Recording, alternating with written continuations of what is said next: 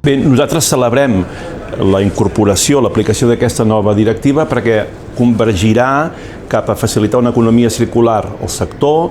també promoure la pol·lució zero i, vulguis que no, també tindrà un efecte sobre la resiliència climàtica perquè hi haurà una derivada interessant per reutilitzar l'aigua. Sí, sens dubte la nova directiva pensem que ens afavoreix el que seria la reutilització i també la recirculació, tot i no està inclosa, pensem que això també ens pot flexibilitzar. I, a veure, tenim la tecnologia, tenim la manera de fer-ho, tenim la manera de reutilitzar l'aigua i jo penso que probablement el repte més important és que els actors implicats en aquests esquemes de reutilització puguin fer una anàlisi cost-benefici com cal. És a dir, no limitar l'anàlisi a temes estrictament financers, perquè el cost de l'aigua nova, normalment d'aquesta aigua regenerada, pot superar el de l'aigua ja disponible de xarxa. Aleshores, per mi, la clau està en poder fer aquest anàlisi cost-benefici, tenir en compte, a part dels aspectes financers, aspectes socials, aspectes ambientals i incorporar, per tant, externalitats que s'han de posar sobre la taula. I la pregunta seria, quin és el cost de no tenir aigua? Les plantes depuradores que tenim actualment a Catalunya són un dels vectors principals per solucionar el problema de la sequera. Hem de pensar que molts metres cúbics d'aigua amb qualitat per ser abocats a riu estan anant a mar i, per tant, són un recurs que podem utilitzar per fer front a episodis de sequera, amb tractaments complementaris per assolir les qualitats desitjades perquè siguin aptes pel consum humà o pel consum industrial o pel consum agrícola. Hem d'aconseguir que aquestes plantes siguin una solució per les problemàtiques que ens hem trobat i ens trobarem al llarg del temps. Per això, des del sector considerem que és molt important que fiquem el focus en l'estat de les infraestructures de depuració, perquè al final són la palanca per tenir una aigua de recurs que després podrà ser utilitzada per a altres usos i reutilitzada.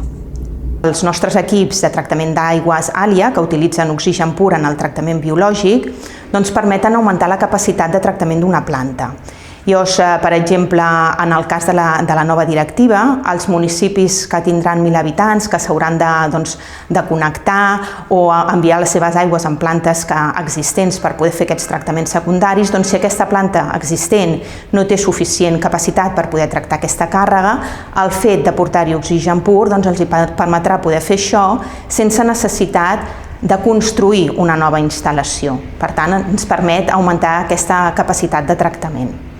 A més, el fet de treballar amb oxigen pur també et permet reduir compostos volàtils orgànics, temes d'olors, que això també és molt important si aquestes plantes estan en l'entorn del nucli urbà. Bàsicament són dues, que siguem capaços d'implementar sistemes d'autogeneració a les plantes que ens abasteixin d'energia que consumeixen i que aprofitem el potencial que tenim de digestió de fangs per generar biometà i l'aprofitem tant per generar electricitat o per generar biometà i injectar-lo a xarxa. I això haurà d'anar acompanyat amb un treball d'eficiència de les nostres instal·lacions, sobretot per reduir en origen al màxim els autoconsums, tenint en compte que estarem en un escenari de major exigència d'assoliment de qualitat de les nostres aigües,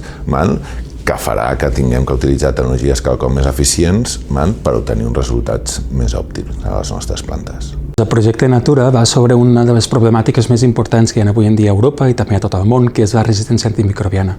Hi ha que tindre en consideració que avui en dia, només a Europa, estan morint al voltant de 30.000 persones cada any degut a la presència de patògens, bacteris patògens, que són resistents a tots els antibiòtics existents. Amb el projecte Natura el que fet durant aquests darrers 4 anys és visualitzar i demostrar que les solucions basades en natura poden ser emprades com a tractaments addicionals a les estacions depuradores d'aigües residuals per fer front a aquesta problemàtica i eliminar aquests antibiòtics i també aquests gens de resistència. Però no només ens hem focalitzat en els gens de resistència a antibiòtics i les aigües residuals, sinó també amb les rieres i amb els rius. Hem vist com la renaturalització de rius i rieres millora també l'atenuació d'aquests contaminants i finalment també hem estudiat les maresmes de les zones estuarines i hem vist com la presència de maresmes també ajuda a eliminar tota aquesta sèrie de contaminants. Aquesta nova directiva, que entrarà en vigor d'aquí uns quants anys, demanarà que hi hagi un tractament addicional a totes les estacions depuradores d'aigües residuals. I pensem que les solucions basades en natura poden ser aquest tractament addicional que ens està demanant la Unió Europea, com a nexe d'unió entre l'estació depuradora d'aigües residuals i el riu, la massa d'aigua superficial. Així ajudarem a millorar la qualitat química d'aquesta aigua, però també la qualitat biològica, perquè el que hem vist amb el projecte és que la composició microbiològica canvia d'una aigua amb una composició microbiològica fecal a l'entrada amb una aigua que té la mateixa composició microbiològica que l'aigua del propi riu. El que vol dir, en altres paraules, és que es comuniquen, que parlen el mateix idioma. Per tant, no hi ha alteracions ni implicacions ni alteracions de l'ecosistema aquàtic. D'acord amb la Directiva 3019, hi haurà d'haver-hi la implementació cada cop més de tractaments quaternaris i també un enfocament sobre la reducció de microcontaminants. Llavors, l'ús de l'ozó o de processos d'oxidació avançada, específicament quan hi hagi aquests contaminants recalcitrants i amb volums de tractament elevats, serà clau per poder assolir aquests objectius. La generació de l'ozó a partir d'oxigen pur fa que el tractament sigui més eficient i també des d'un punt de vista d'estalvi energètic també millora tota l'aplicació. El repte per això és, com sempre, és un repte lligat a la innovació, un repte també econòmic, i aquí pensem que Eurecat, el nostre enfocament multitecnològic d'hibridació de tecnologies, ens permetrà ser molt útils al sector. Haurem de combinar tractaments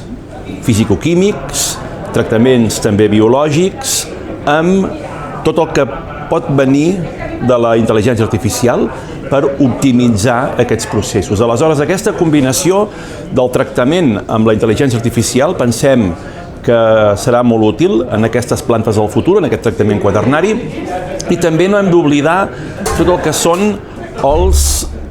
temes relacionats amb l'anàlisi. És a dir, estem parlant de contaminants emergents, contaminants difícils d'analitzar, ens en vindran de nous, i aquí també Eurecat ens estem preparant a nivell d'anàlisi per poder fer front a aquest repte del que seria la identificació d'aquests contaminants per poder valorar el seu tractament.